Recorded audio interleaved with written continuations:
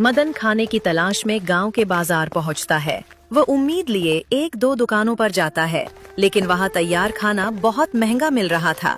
अपनी जेब की तंगी को देखकर वो बिना कुछ लिए आगे बढ़ जाता है। तभी उसके दिमाग में एक तरकीब आती है। वो सीधे एक किराना की दुकान पर जाता है और सूजी, मैदा, आलू और मसाले यानी गोलगप्पा, पानी पूरी बनाने का सारा सामान खरीदता है और भारी मन से घर वापस लौट आता है। जैसे ही मदन खाली हाथ आंगन में कदम रखता है, भूख से बेहाल चंपा उसे टोक देती है। मदन, खाने को कुछ नहीं लाए क्या? सुबह से पेट में चूहे कूद रहे हैं और तुम खाली हाथ चले आए। चंपा, खाने का बना बनाया सामान यहाँ बहुत महंगा है। हमारे पैसे तुरंत खत्म हो जाते, पर तुम थोड़ा सब्र रखो। मैं तुम्हारे लिए कुछ स्पेशल बना रहा हूँ। तुम यहीं बैठो माँ जी के पास। मदन बिना वक्त गवाए सीधे रसोई के अंदर जाता है।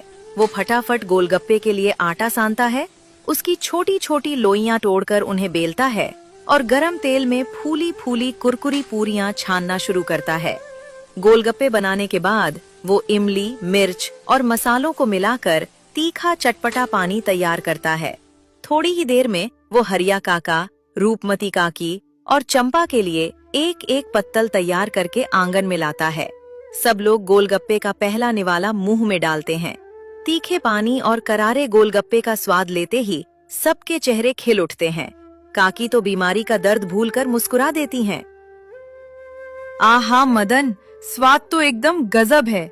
जो भूख लगी थी वो इस तीखे पानी को पीते ही मिट गई।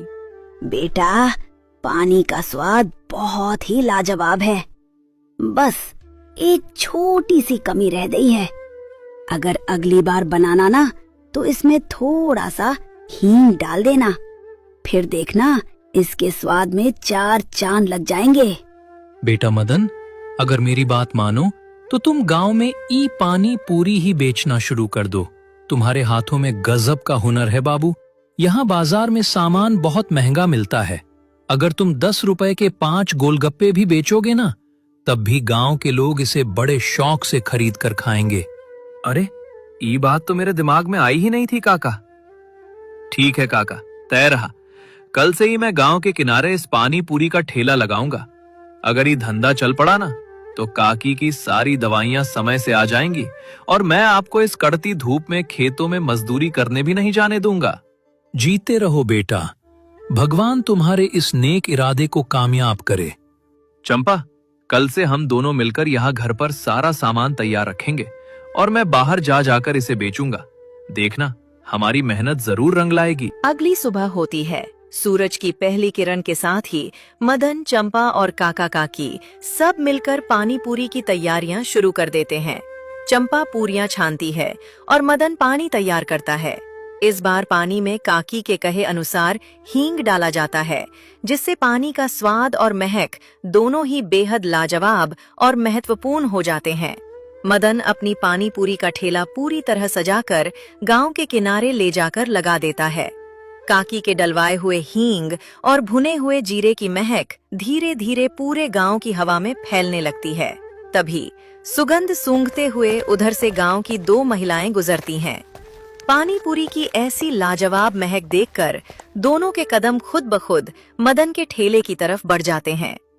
अरे भाई साहब, पानी पूरी! चलो, भगवान का शुक्र है कि इस गांव में कम से कम किसी ने तो हम महिलाओं की पसंद का ख्याल रखा, वरना यहाँ तो कुछ मिलता ही नहीं था। हाँ बहन जी, बिल्कुल बिल्कुल। आइए, स्वागत है आपका। भाई साहब, हमने इस गांव में आपको पहले कभी देखा नहीं। क्या आप शहर से आए हैं क्या? हाँ बहन जी, मैं शहर से हूँ। बस अभी गांव के आखिरी किनारे वाले जो हरिया काका है ना, उन्हीं के घर पर रहता हूँ।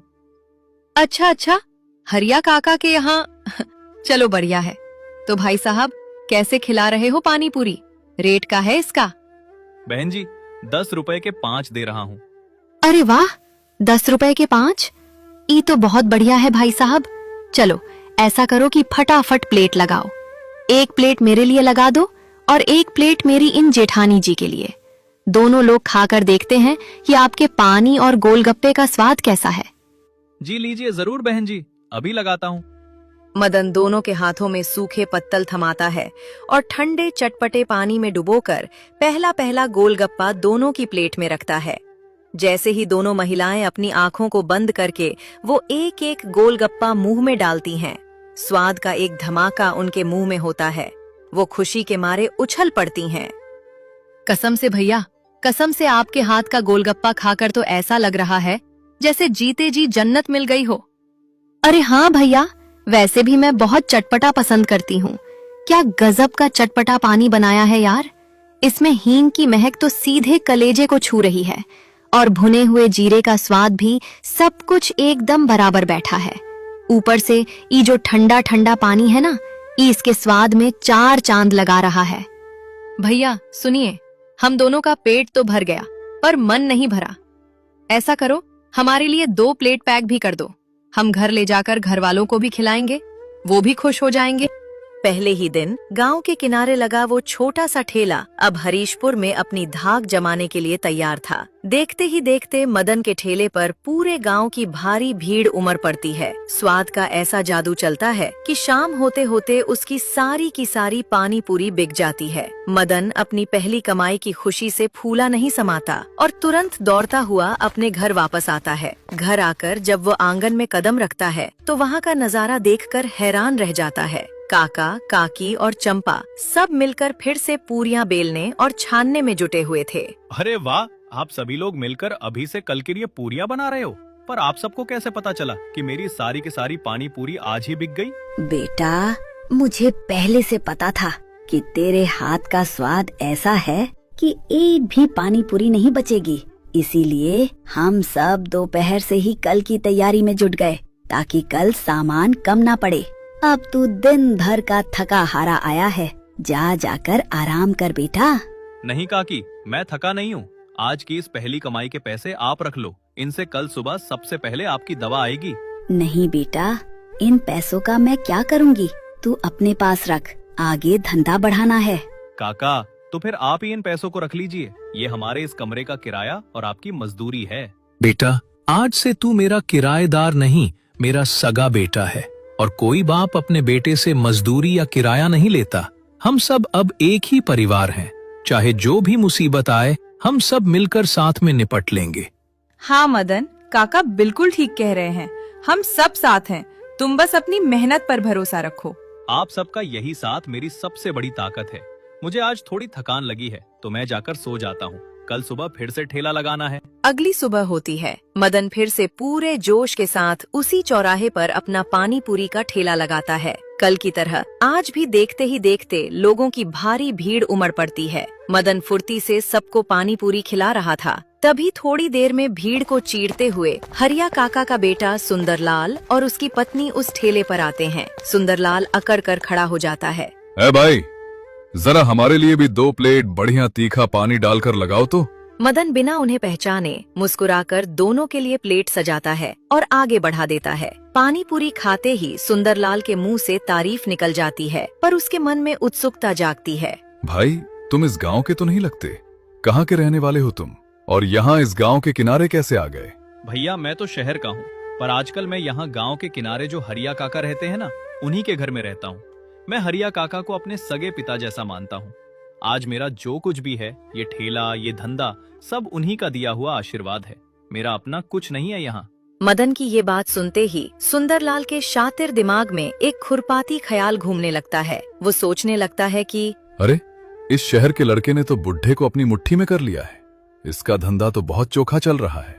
अगर अभी मैं जाकर अपने पिता की संपत्ति वापस ले लूं और ढोंग करके उनकी देखरेख करने लगूं, तो बुढ़े का घर भी मेरा हो जाएगा, ये चलता हुआ ठेला और पानी पूरी का धंधा भी मेरा हो जाएगा, और फिर इस बाहरी लड़के को लात मारकर गांव से बाहर निकाल दूंगा। यही सब सोचते हुए सुंदरलाल के चेहरे पर एक दुष्टता भरी मुस्कान आ जाती है। वो मदन को पानी पूरी के पैसे देता है और अपनी पत्नी का हाथ पकड़कर अपने घर जाने के बजाय सीधा अपने बूढ़े पिता हरिया काका के घर की तरफ चल देता है। उसके कदम लालच से भरे हुए थे। मदन दोपहर के बाद जल्दी जल्दी अपनी सारी पानी पूरी बेचकर खुशी खुशी घर वापस लौटता है।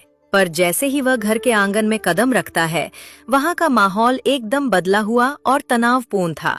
सुंदरलाल और उसकी पत्नी सामान फेंक रहे थे और चंपा कोने में सहमी खड़ी थी। मदन को देखते ही सुंदरलाल उस पर चीख पड़ा। ए लड़के, चल, उठा अपना झोला झंखाड़ और निकल यहां से बाहर। इस घर का असली वारिस, असली बेटा मैं हूं। बहुत दिन लूट लिया मेरे सीधे साधे बाप को। अब से मैं और मेरी पत्नी इनकी सेवा करेंगे। भाग यहां से। काका, एक का हो रहा है काका? आप कुछ बोलते काहे नहीं? बेटा मदन, मैं भी कुछ नहीं कर सकता बाबू। चाहे जैसा भी है, सुंदरलाल आखिर मेरा ही खून है, मेरा सगा बेटा है। मैं मजबूर हूं बेटा, मुझे माफ कर दे। ठीक है काका, आप दुखी मत होइए। मैं आपकी मजबूरी समझता हूं।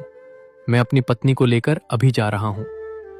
मदन बिना कोई बखेड़ा किए अपना सारा सामान वही छोड़ देता है और अपनी पत्नी चंपा का हाथ थामकर उस घर से चुपचाप निकल जाता है। रात हो जाती है और उनके पास रहने का कोई ठिकाना नहीं था, इसलिए दोनों गांव के बाहर एक बड़े पेड़ के नीचे बैठ जाते हैं। चंपा मदन के कंधे पर सिर रखकर सो जाती है और मदन सूनी आंखों से आसमान को तकता रहता है। उधर सुंदरलाल मदन के छोड़े हुए ठेले को लेकर चौराहे पर पानी पूरी बेचने जाता है, लेकिन सुंदरलाल के हाथों में ना तो मदन जैसा हुनर था और ना ही उसके दिल में काकी जैसा सेवा का भाव। उसके बनाए पानी में कोई स्वाद नहीं था, जिसके कारण सारे ग्राहक एक एक करके दूर चले गए और उसका ठेला पूरी तरह पिट गया। जब सुंदरलाल को कोई फायदा नहीं दिखा तो उसने घर में फिर से काका काकी के साथ गाली गलौज और मारपीट करना शुरू कर दिया। हरिया काका को अब अपनी भूल का एहसास हो चुका था। अगली सुबह पेड़ के नीचे बैठे मदन और चंपा के पास अचानक हरिया काका हांफते हुए पहुंचते हैं। काका की आंखों में पछतावा और गहरा प्यार था। बेटा मदन, मुझे माफ कर दो बाबू, मुझसे बहुत बड़ी भूल हो गई थी। उस लालची सुंदरलाल ने मेरे साथ फिर से बुरा व्यवहार किया। मैंने आज ही उसे उसका हिस्सा देकर हमेशा के लिए घर से निकाल दिया है। अब वो कभी वापस नहीं आएगा। काका, आप रोइए मत। आप ठीक तो है ना? मैं बिल्कुल ठीक हूं बेटा। घर पर तुम्हारा ठेला और पानी पूरी का सामान वैसे का वैसा ही रखा है। तुम्हारी काकी ने अपनी बीमारी भूलकर आज खुद उठकर पूरियां बनाई हैं और मैंने पानी तैयार किया है। बस तुम्हें चलना है और उसे बेचना है। चलो अपने घर बेटा। काका की बात सुनते ही मदन और चंपा की खुशी का ठिकाना नहीं रहता। दोनों काका के पैर छूते हैं और हंसते हुए अपने असली घर वापस लौट आते हैं। अगली सुबह मदन फिर से उसी चौराहे पर पूरे स्वाभिमान के साथ अपना पानी पूरी का ठेला लगाता है। जैसे ही गांव वालों को पता चलता है कि मदन भैया वापस आ गए हैं, देखते ही देखते लोगों की भारी भीड़ उमड़ पड़ती है। मदन के हाथ का वही पुराना तीखा चटपटा स्वाद पाकर लोग खुशी से झूम उठते हैं। मदन और उसका परिवार अब खूब सारा पैसा कमाता है।